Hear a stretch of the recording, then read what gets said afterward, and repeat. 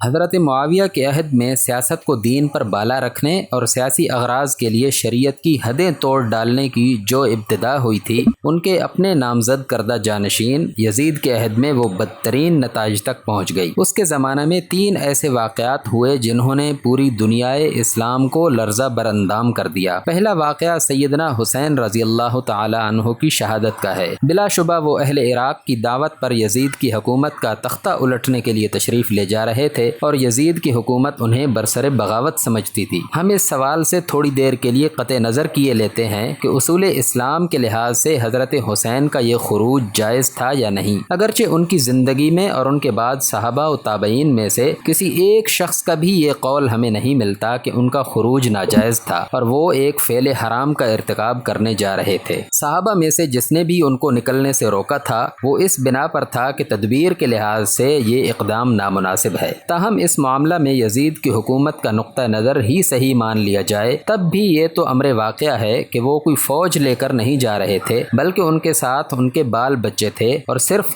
32 سوار اور 40 پیادے۔ اسے کوئی شخص بھی فوجی چڑھائی نہیں کہہ سکتا۔ ان کے مقابلہ میں عمر بن سعد بن ابی وقاص کے تحت جو فوج کوفہ سے بھیجی گئی تھی اس کی تعداد 4000 تھی۔ کوئی ضرورت نہ تھی کہ اتنی بڑی فوج اس چھوٹی سی جمعیت سے جنگ ہی کرتی اور اسے قتل کر ڈالتی، وہ اسے محصور کر کے بآسانی گرفتار کر سکتی تھی۔ پھر حضرت حسین نے آخر وقت میں جو کچھ کہا وہ یہ تھا کہ یا تو مجھے واپس جانے دو یا کسی سرحد کی طرف نکل جانے دو یا مجھ کو یزید کے پاس لے چلو، لیکن ان میں سے کوئی بات بھی نہ مانی گئی اور اصرار کیا گیا کہ آپ کو عبید اللہ بن زیاد کوفہ کے گورنر ہی کے پاس چلنا ہوگا۔ حضرت حسین اپنے آپ کو ابن زیاد کے حوالہ کرنے کے لیے تیار نہ تھے، کیونکہ مسلم بن عقیل کے ساتھ جو کچھ وہ کر چکا تھا وہ انہیں معلوم تھا۔ آخر کار ان سے جنگ کی گئی۔ جب ان کے سارے ساتھی شہید ہو چکے تھے اور وہ میدان جنگ میں تنہا رہ گئے تھے، اس وقت بھی ان پر حملہ کرنا ہی ضروری سمجھا گیا اور جب وہ زخمی ہو کر گر پڑے تھے اس وقت ان کو ذبح کیا گیا۔ پھر ان کے جسم پر جو کچھ تھا وہ لوٹا گیا، حتیٰ کہ ان کی لاش پر سے کپڑے تک اتار لیے گئے اور اس پر گھوڑے دوڑا کر اسے روندا گیا۔ اس کے بعد ان کی قیام گاہ کو لوٹا گیا اور خواتین کے جسم پر سے چادریں تک اتار لی گئیں۔ اس کے بعد ان سمیت تمام شہدائے کربلا کے سر کاٹ کر کوفہ لے جائے گئے اور ابن زیاد نے نہ صرف برسر عام ان کی نمائش کی بلکہ جامع مسجد میں ممبر پر کھڑے ہو کر یہ اعلان کیا کہ تعریف اس خدا کی جس نے حق کو اور اہل حق کو ظاہر کر دیا اور امیر المؤمنین یزید بن معاویہ اور اس کے لشکر کی مدد کی اور کذاب ابن کذاب حسین ابن علی اور اس کے گروہ کو قتل کر دیا۔ پھر یہ سارے سر یزید کے پاس دمشق بھیجے گئے اور اس نے بھرے دربار میں ان کی نمائش کی۔